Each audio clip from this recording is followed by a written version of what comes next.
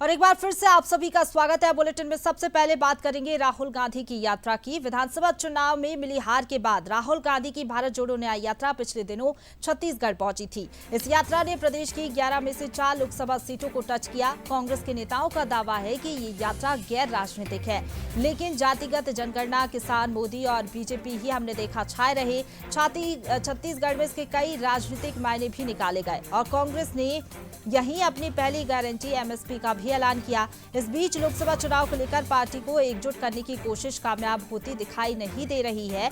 विधानसभा चुनाव में मिली हार के बाद से उपजे मतभेद यात्रा के दौरान भी नहीं भर सके।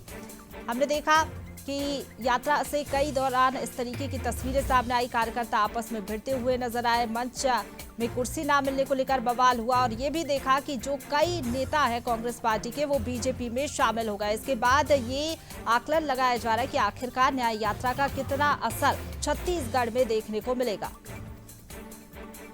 और इसी पर ज्यादा बातचीत के लिए सीधा रुख करेंगे। हमारे साथ state editor Aditya Namdev ji phone line पर जुड़ गए हैं। आदित्य जी, लोकसभा चुनाव से पहले राहुल गांधी की भारत जोड़ो न्याय यात्रा क्या लग रहा है, कितना असर छत्तीसगढ़ में दिखा पाएगी? देखिए, विधानसभा में मिली हार के बाद राहुल गांधी की भारत जोड़ो न्याय यात्रा छत्तीसगढ़ पहुंची थी। छत्तीसगढ़ में टोटल 11 लोकसभा सीटें हैं, जिसमें 4 लोकसभा सीट को तकरीबन टच किया इस न्याय यात्रा ने। देखिए, सबसे बड़ी बात है इस न्याय यात्रा में पहले कहा गया कि ये गैर राजनीतिक है, लेकिन देखिए जातिगत जनगणना की बात इसमें सामने आई, किसान आंदोलन की बात इसमें सामने आई, नरेंद्र मोदी इसमें छाए रहे, भारतीय जनता पार्टी के विषय छाए रहे। तो सबसे पहली बात है, देखिए यहाँ पर क्या कुछ हुआ छत्तीसगढ़ में। देखिए, राजनीतिक मायने निकाले गए। कांग्रेस ने यहीं पर अपनी पहली गारंटी एमएसपी, आपको याद होगा अंबिकापुर की सभा में राहुल गांधी ने सबसे पहले एमएसपी का ऐलान किया था। इस बीच जब पूरे देश में किसान आंदोलन हो रहा है, ऐसे में एमएसपी की घोषणा और एमएसपी की गारंटी यहीं से उन्होंने दी थी। लेकिन देखिए, कई जगह मतभेद भी इस न्याय यात्रा में दिखाई दिए।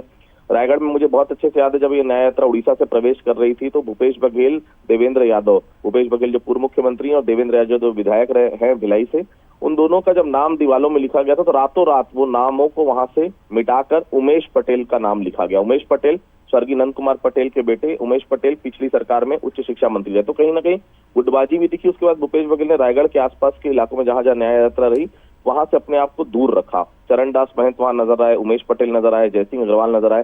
कोरबा के बाद उन्होंने ज्वाइन किया। तो देखिए, जो राजनीतिक संदेश देने की कोशिश थी यहाँ से, जातिगत जनगणना जो एक पहली चीज, दूसरा नरेंद्र मोदी की जाति के बारे में लगातार हमलावर रहे, किसानों के एमएसपी के बारे में यहाँ पर बात की, कुल मिलाकर आम जनता से कनेक्ट करने की कोशिश की। लेकिन जो ऊर्जा हमने उड़ीसा में देखी वो ऊर्जा छत्तीसगढ़ की न्याय यात्रा में नहीं दिखी। उम्मीद थी कि सभी नेता इसमें जुड़ेंगे, लेकिन अलग अलग जगहों पर बड़े नेताओं की मौजूदगी रही, सभी एक साथ नजर आते वो नजर नहीं आए। कहीं ना कहीं उसकी कमी जरूर यहाँ पर नजर आई। लेकिन आम लोगों को जहां जहां यात्रा गुजरी है, कनेक्ट करने में थोड़ी बहुत अगर मैं बोलूं तो राहुल गांधी को मदद यहाँ जरूर मिली है। वहां के आम लोग, खासतौर से एक्स आर्मी मैन, आदिवासी, ओबीसी समुदाय, इनको कनेक्ट करने की राहुल गांधी ने जरूर कोशिश की है। चलिए ठीक है, आप बने रहिए हमारे साथ। लेकिन राजनीतिक का रिएक्शन भी इस पे ले लेते हैं। 2 राजनीतिक मेहमान हमारे साथ जुड़ गए। कांग्रेस से नितिन भंसाली जी हमारे साथ जुड़ गए, इसके साथ ही बीजेपी प्रवक्ता KS चौहान जी हमारे साथ जुड़ गए। आप दोनों का बहुत स्वागत है बंसल न्यूज पर। सबसे पहले नितिन भंसाली जी, आपके पास मैं आना चाहूंगी।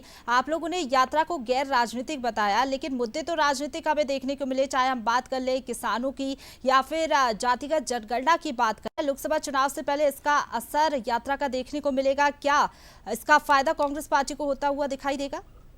निश्चित तौर पर जिस प्रकार इस देश में आज हम देखें तो दिल्ली की सरहदों पे किसानों के ऊपर जो अत्याचार हो रहे हैं, जो अपने हक की लड़ाई लड़ रहे हैं, उनकी लड़ाई लड़ने के लिए यदि राहुल गांधी जी खड़े हैं, कांग्रेस पार्टी खड़ी है, तो अगर आप ये कहें कि ये राजनीति है तो ये मेरे हिसाब से तो राजनीति नहीं है।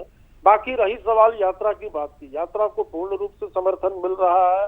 लगातार हर वर्ग के लोग, चाहे वो रिटायर्ड सैनिक हो, चाहे वो ओबीसी वर्ग हो, चाहे ST हो, SC हो, महिलाएं हो, बुजुर्ग हो, युवा हो, व्यापारी हो, हर तरीके के लोग इस यात्रा से लगातार जुड़ रहे हैं। और इस यात्रा से जुड़ने के बाद राहुल जी को इस देश में जो मुख्य जो समस्याएं अभी इन 10 सालों में बनी हुई है, उन समस्याओं से वो लगातार रूबरू हो रहे हैं। जैसा कि एमएसपी की गारंटी, अभी एक फर्स्ट गारंटी जो राहुल जी ने अभी दी है कि यूपीए की इंडिया गठबंधन की सरकार बनने पर जो है वो एमएसपी की गारंटी हम देते हैं, ये उन्होंने दिया। बाकी हर व्यक्ति का जो चश्मे का नंबर होता है वो अलग अलग होता है, तो हर व्यक्ति को ये उस यात्रा के विषय में देखने का नजरिया और होगा। पर मैं आपको बता दूं कि इस यात्रा का निश्चित तौर पर बहुत लाभ मिलेगा और जो चलिए ठीक है, ये तो पूरे लोकसभा देश चुनाव जो में एक ही हमें बनी हुई देखने को है, मिलेगा। इसका नितिन जी, के.एस. चौहान जी भी हमारे साथ बने हुए हैं। के.एस. चौहान जी, यात्रा का असर हो उससे पहले ही आप लोग उथल फुथल मचा देते हैं। कई नेताओं ने बीजेपी ज्वाइन कर ली, क्या इसके पहले इससे रणनीति रहती है बीजेपी की ताकि यात्रा का जो असर है वो कम हो? मोहतरमा, सबसे पहली बात यह है कि इनकी इनकी कुछ की खुद की व्यवस्था, खुद की फैमिली जो है इतनी चरमराई हुई है।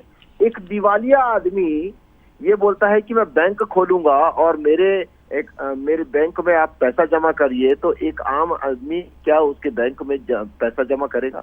वही हाल है आज राहुल गांधी जी का। इनकी फैमिली पूरी तरह ध्वस्त हो चुकी, यहाँ तक कि राज्यसभा के लिए इनको कोई कैंडिडेट नहीं मिला। लोकसभा में ही उतारने के लिए सबके हाथ पांव जोड़ रहे हैं, वहां पर भी लोकसभा के लिए भी कोई कैंडिडेट इनको नहीं मिल रहा है।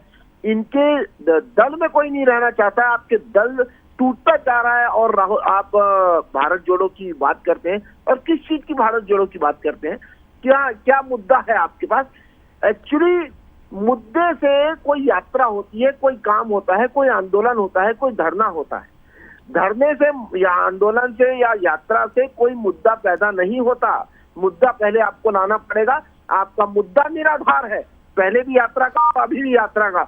आप क्या बात करते हैं? आदित्य जी भी हमारे साथ बने हुए हैं। आदित्य जी, अगर आप कोई सवाल लेना चाहें तो। नितिन जी, मेरा एक सवाल है आपसे। नितिन जी, बहुत सीनियर लीडर हैं आप। रेंगाल पाली जो जगह है छत्तीसगढ़ की, जहां पर उड़ीसा के गांव रेंगाल पाली से छत्तीसगढ़ में प्रवेश किया इस न्याय यात्रा ने, छत्तीसगढ़ में क्यों ये नजर आया कि जितनी दीवारों में भूपेश बघेल का नाम था, देवेंद्र यादव का नाम था, राम रातों रात मिटा दिया गया, उमेश पटेल का नाम लिख दिया गया 2018 में? जो विषय आदित्य भाई, जो विषय मेरी जानकारी में नहीं है, उस विषय में मैं यदि कोई टिप्पणी करूं तो मुझे ऐसा लगता है ये नितिन जी, 2018 में चरणदास महंत हो, चाहे भूपेश बघेल हो, चाहे टी.एस. सिंहदेव, जयसिंह अग्रवाल हो, मोहन मरकाम, ये सब लोग यूनाइट होकर लड़े थे, इसलिए 2018 में सरकार आपकी आई थी। ऐसे में अगर एक दूसरे का नाम मिटाते रहेंगे, और हम तो ये सोचे थे कि न्याय यात्रा निकलेगी, कम से कम सभी बड़े नेता साथ में रहेंगे, ये तो सीधे तौर पर एक दूसरे की शह और मात का खेल यहाँ पर चल रहा है। नितिन जी, बिल्कुल नहीं, सारे नेता साथ में हैं। ये विपक्ष की एक रणनीति है, हम लोगों को अलग अलग करके ये शो करने की, फूल डालो शासन करो जैसी एक अंग्रेजों की नीति होती थी, पर ऐसा नहीं है। कांग्रेस एकजुट है और एकजुट होकर हम लड़ रहे हैं, और निश्चित तौर पर आदित्य भाई आपको इसके परिणाम भी, बेहतर परिणाम इस लोकसभा चुनाव में देखने को मिले। चौहान साहब, कांग्रेस में कोई रहना नहीं चाहता आप बोल रहे हैं, और सबसे बड़ी बात है कांग्रेस में जो रहना नहीं चाहता सबके लिए आप अपने दरवाजे खोल दिए। वो विधान मिश्रा जो कभी जनता कांग्रेस में रहे, वो विधान मिश्रा जो कभी कांग्रेस में रहे, प्रमोद शर्मा पहले कांग्रेस में गए, जनता कांग्रेस में गए, क्या हर किसी के लिए दरवाजे भारतीय जनता पार्टी ने खोल के रखे? तो फिर एक्चुअल कार्यकर्ता का क्या होगा? 20 साल पहले जो कांग्रेस में थे उनको आपने राज्यसभा का टिकट दे दिया छत्तीसगढ़ से रायगढ़ में, आपके आम कार्यकर्ता कहाँ जाएंगे? आप तो भारत न्याय यात्रा चल रही है ठीक है, लेकिन अपने कार्यकर्ताओं के साथ तो न्याय कर दीजिए चौहान साहब। आलू छिलेंगे इनके कार्यकर्ता। हमारे कार्यकर्ता जहाँ जो जिस लायक है वो वहाँ पर पहुँचता ही पहुँचता है। मतलब रायगढ़ से कोई भी नहीं था राज्यसभा सांसद के लायक चौहान साहब? आदित्य जी, ये भारतीय जनता पार्टी है। ये भारतीय जनता पार्टी को कोई भी जो दायित्व दिया जाता है, पद नहीं, हम लोग पद नहीं मानते हैं, हम अपना दायित्व मानते हैं। और दायित्व जो भी दिया जाता है, भारतीय जनता पार्टी का हर कार्यकर्ता, हर पदाधिकारी, हर जनप्रतिनिधि उस विचारधारा के लिए मैं वही कह रहा हूँ। रायगढ़ से न्याय यात्रा निकली थी राहुल गांधी जी की, उस रायगढ़ में कांग्रेस का ही कैंडिडेट आपको चाहिए था, भारतीय जनता पार्टी कोई कार्यकर्ता आपको नहीं मिला।